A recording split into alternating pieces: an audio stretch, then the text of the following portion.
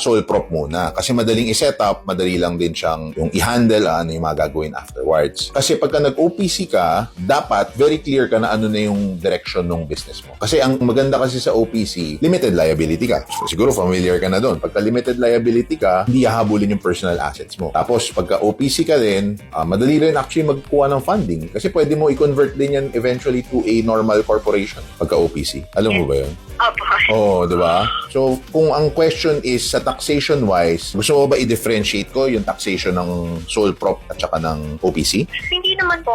Mas in terms lang po siya na with PIR filing, if mahihirapan po ba na i-close po ba yung current na business and i-open yung OPC or kailangan lang i-change yung kind of ownership na meron?